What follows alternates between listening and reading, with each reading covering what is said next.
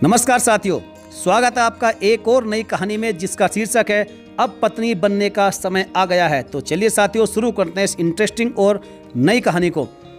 हम सफ़र के साथ ना होने का दर्द कोई नहीं बांट सकता रीति। हम दोनों की कहानी एक जैसी ही थी, बस अंतर सिर्फ इतना है कि तुम दोनों की दूरी तुम लोगों के द्वारा बनाई हुई थी और हमारी दूरी परिस्थितियों ने बनाई है। लेकिन आज इस्तीफा देकर जो तुम जा रही हो, तुम तो खुश हो, लेकिन पता नहीं, मुझे ऐसा लग रहा है कहीं तुम गलत निर्णय तो नहीं ले रही। नहीं प्रिया, बिल्कुल गलत निर्णय नहीं लिया है मैंने। देखो, जीवन में हर चीज के बीच संतुलन बहुत जरूरी है। नौकरी और पर्सनल लाइफ में जब असंतुलन हो जाए तो नौकरी तो छोड़ी जा सकती है, लेकिन रिश्ते नहीं।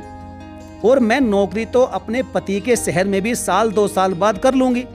बस अंतर इतना ही होगा, यह सरकारी है और वह प्राइवेट होगी। और सच मानो प्रिया, तुम्हारे केस में भी तुम गलत हो। परिस्थितियों की बनाई हुई दूरी तब होती है जब तुम्हारे पति अच्छी नौकरी में नहीं होते या फिर तुम पर बहुत सारी जिम्मेदारी होती है। इतनी अच्छी नौकरी कर रहे हैं भाई साहब, और तुम यहाँ नौकरी भी कर रही हो और 2-2 बच्चों को अकेले रहकर पाल भी रही हो। अरे ऐसी भी क्या मजबूरी है तुम्हारी, और ऐसी भी क्या पैसों की भूख है बहन। बात तो सोला ने सच कह रही है रीति, ऐसी तो कोई मजबूरी नहीं है। उसकी बात पर प्रत्यक्ष में इतना ही बोल पाई थी कि बात हर बार सिर्फ पैसों की नहीं होती। अपने खुद की पहचान भी तो कोई चीज है ना रीति। कैसी पहचान? एक नौकरी पेशा औरत की पहचान पाने की खुशियों के लिए न जाने कितनी खुशियों से अनजान बनती जा रही हो। यह कभी सोचा है तुमने? तभी प्रिया को याद आया कि जब शुरू में वह पति के पास गई थी तो सास, ससुर, ननंद और देवर सब पति के पास ही रहते थे ताकि पति को कोई परेशानी ना आए। सरकारी नौकरी, कोठी, नौकर सब मिले हुए थे, कोई खास दिक्कत नहीं थी।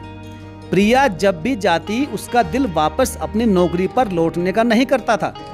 तो तभी उसकी सास कहती थी, बहू कभी सोचा है कितने दिनों से प्रशांत जो तुम्हारा देवर है सरकारी नौकरी के लिए जान लगाए बैठा है, लेकिन मिल नहीं रही है, और एक तू इतनी अच्छी नौकरी छोड़ने को बेताब है। भावनाओं से नहीं बल्कि विवेक से काम ले बहू। 4 पैसे जमा करके रखेगी तो कल को तेरे और तेरे होने वाले बच्चों के ही तो काम आएंगे।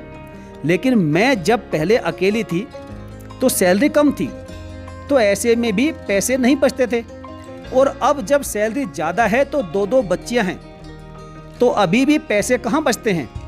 एक फुल टाइम आया रखी हुई है, 12,000 वह ले जाती है, 13,000 घर के किराए में चले जाते हैं।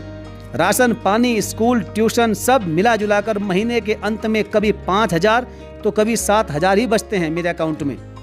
इन 5-7 हज़ार के लिए इतनी मगजमारी, पति से दूरी, बच्चों को समय नहीं दे पाना और हर रोज ऑफिस की परेशानियां सब अकेले मैनेज करना। 8-10 दिन निशांत के पास रहती हूँ तो उन दिनों में लगता है कि जाने क्या मिल गया हो। सब कष्ट छूमंतर से हो जाते हैं। सास ससुर तो बेटे के साथ तभी तक रहे जब तक देवर की नौकरी नहीं लगी और ननंद की शादी नहीं हुई। अपने काम निपटाने तक साथ रहकर बेटे की देखभाल करने की दुहाई देने वाले बेटे के हिमायती सास ससुर की हिमायत कब बेटे से गांव के पुश्तैनी घर पर शिफ्ट हो गई पता ही नहीं चला। हालांकि अब कोई दबाव नहीं था प्रिया पर नौकरी करने का, लेकिन अब उसका ही मन नहीं करता था नौकरी छोड़ने को। निशांत ने भी कई दफा कहा, आ जाओ ना प्रिया सब कुछ छोड़कर, पर उसके ध्यान न देने से निशांत ने भी अब साल भर से कहना ही छोड़ दिया था। रात को यही सब सोचते सोचते 2 बज गए। सुकून था कि कल तो संडे है। अगली सुबह पति के घर से काम वाले का फोन आया, मैडम जी, साहब जी दरवाजा नहीं खोल रहे, आधे घंटे से बेल मार रही हूँ। अरे सोए होंगे गहरी नींद में, फोन कर ले। सब कर लिया मैडम जी, 3 बजे तक तो पार्टी चली है, इसलिए देर से आई हूँ। दिन के 10 बज गए हैं पर साहब जी अभी भी नहीं खोल रहे। 3 बजे तक कौन सी पार्टी? मैडम जी साहब जी को मत बताना कि मैंने कहा है, पर हर दूसरे दिन यहाँ ऐसी ही पार्टियाँ होती है। कैसी पार्टी होती है, साफ साफ बताओ। अरे मैडम जी, कोई पुलाव पार्टी नहीं होती, बल्कि दारू सिगरेट की पार्टी होती है। अभी 8 दिन पहले ही बगल की कोठी वाले ने साहब की शिकायत भी लिखवाई थी कि वो ये फैमिली वाली कोठी छोड़कर बैचलर वाले में चले जाएं, क्योंकि यहाँ का माहौल बिगड़ रहा है। अच्छा, तभी ये कुछ दिनों से मुझसे पहले कह रहे थे कि इतना बड़ा घर रखकर क्या फ़ायदा, छोटे में शिफ्ट हो जाता हूँ, उसमें भी तो 2 कमरे होते ही हैं, हो जाएगा मैनेज। तो इसी कारण उसने सोचकर ये बात कही थी। अब तो प्रिया का दिमाग खराब रहने लगा। इतने में ही काम वाली बोली, मैडम जी अंदर से खटपट की आवाज़ आ रही है, शायद साहब जी जाग गए हैं, रखती हूँ। काम वाली ने फ़ोन काट दिया। प्रिया सोचने लगी कि हर पुरुष के लिए स्वतंत्रता का क्या यही मतलब है, क्या यही अर्थ है कि गलत राह पर चल पड़ना। सिगरेट शराब को हाथ तक न लगाने वाला निशांत आज ये क्या कर रहा है, 3-3 बजे तक पार्टी। उसे तो याद है कि निशांत को देर रात कहीं जाना भी बिल्कुल पसंद नहीं था। निशांत भी कहता था कि शादी की रात भी रस्मों रिवाजों में 3 बज गए तो मुझे लगता था कि मंडप में ही पसर कर सो जाऊं। और आज वही निशांत अब 3 बजे तक पार्टियां करता है। बीमार, थके हुए, बुझे बुझे से दिखने के कारण उम्र से भी बड़े लगने लगे हैं। क्या करें, किसको कहें, किससे पूछे कि क्या करना है क्या नहीं। निशांत से यह सब पूछेगी तो वह तो अपनी गलतियों से साफ मुकर जाएगा। पर माना निशांत अकेलेपन के दुख में गलत कर रहे हैं, लेकिन अलग रहकर वही कौन सी खुश है। जिंदगी ढो ही तो रही है। अकेले रहने का दंश दिन रात उसे डसता रहता है। दर्द कब तकिए को गीला कर जाता है समझ नहीं पाती। लोगों की चुभती निगाहें अलग परेशान करती है।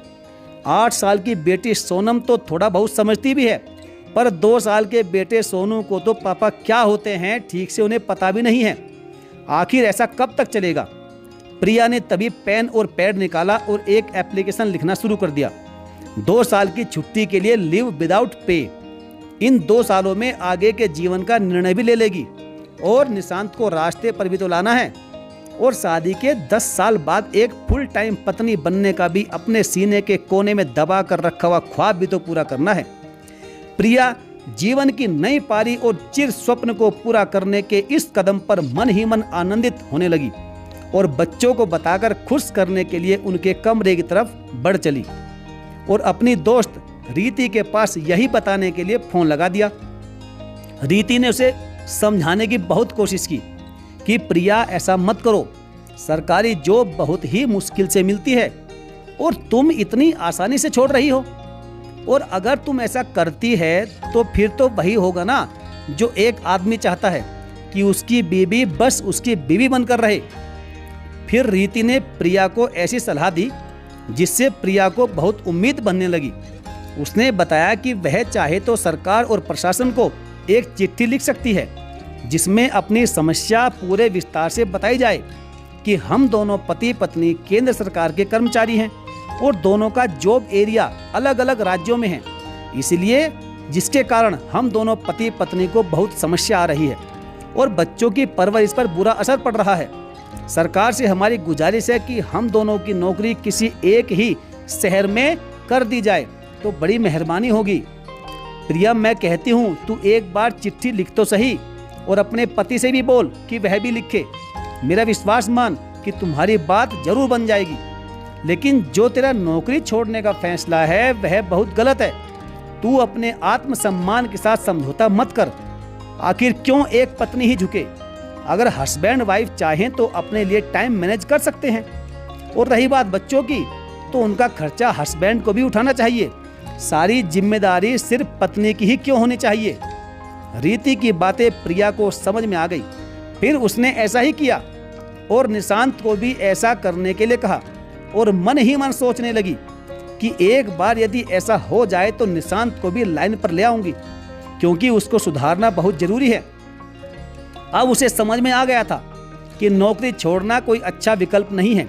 यदि सरकार हमारी समस्या समझकर हमारी बात मान लेती है और हमारी पोस्टिंग किसी एक शहर में ही कर दी जाती है तो भी मुझे व बच्चों को निशांत के साथ रहने का मौका मिल जाएगा। और फिर देखती हूँ कि कैसे यह पार्टीबाजी करता है, यह कैसे अपने पंखों को फैलाकर उड़ान भरता है।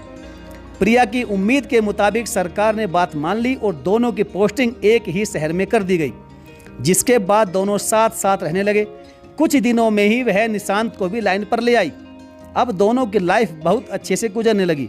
आज उसे लग रहा था कि वह किसी की पत्नी है और कोई उसका हस्बैंड है, नहीं तो बेचारी को आज तक पत्नी होने का एहसास ही नहीं हुआ था। तो साथियों, इस कहानी में सबसे अच्छी भूमिका आपको किस पात्र की लगी, किस व्यक्ति की लगी, आप हमें कमेंट करके जरूर बताइएगा।